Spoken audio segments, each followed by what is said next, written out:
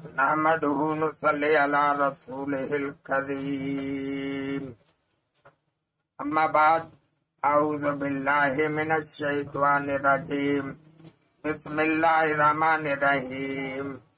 محترم ناظرین، میں آج آپ کو نفل نمازوں کے متعلق بتا رہا ہوں کہ نفل نمازیں کون کون سی ہیں۔ تو پہلی بات جو ہے وہ یہ ہے کہ آپ 5 وقت کی نماز پڑھا کریں، قائم کر لیں، اور پھر جب آپ نماز قائم کریں گے اور مسلسل نماز پڑھیں گے، ہر وقت نماز پر اپنے ٹائم پر جائیں گے، تو پھر آپ کے اندر لطف پیدا ہوگا، آپ کے اندر پابندی آ جائے گی، اور اس پابندی کی وجہ سے آپ پھر کبھی نماز نہیں چھوڑیں گے۔ اور ان نمازوں کے علاوہ اگر آپ نفل نمازیں بھی پڑھ لیں تو اس سے آپ کو بہت اجر عظیم حاصل ہوگا۔ تو سب سے پہلی نماز تہجد ہے، جس کا وقت آدھی رات کے بعد سے لے کر صبح صادق سے پہلے تک رہتا ہے۔ اس نماز کو آپ 2 رکعت کر کے 4 رکعت سے 12 رکعت تک پڑھ سکتے ہیں۔ نماز تہجد سنت رسول ہے، احادیث میں اس کے بہت سے فضائل بیان ہوئے ہیں۔ آپ صلی اللہ علیہ وسلم نے فرمایا کہ فرض نمازوں کے بعد تہجد کا مرتبہ و مقام ہے۔ صوفیاء کرام اور علماء کرام فرماتے ہیں کہ کوئی شخص بغیر تہجد کے درجہ ولایت کو نہیں پہنچ سکتا۔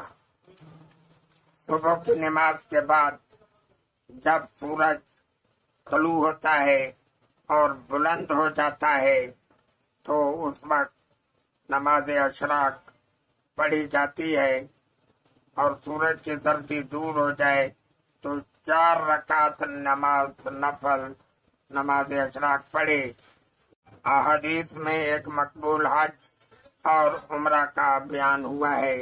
اس کے علاوہ اگر آپ صحت مند رہنا چاہتے ہیں تو تمام جوڑ جو انسان کے ہیں ان کے لیے بھی نماز اشراق بہت مفید ہے۔ انسان چوک و چوبند رہتا ہے اور اس کے جوڑ ٹھیک رہتے ہیں، اس لیے ہمیں نماز اشراق بھی پڑھنی چاہیے۔ نماز چاشت، اس نماز کا وقت 9 یا 10 بجے سے شروع ہو کر زوال تک رہتا ہے۔ اس کی 4 رکعت سے 8 رکعت تک نفل پڑھی جاتی ہیں۔ اس کا بھی بڑا ثواب ہے، رزق کی وسعت اور فراخی کا ثواب ہے۔ نماز اوابین، نماز مغرب کے بعد فوراً اوابین پڑھی جاتی ہے۔ اس کی کم از کم 6 رکعتیں ہوتی ہیں۔ اس کے پڑھنے سے 12 سال کی عبادت کا ثواب ملتا ہے۔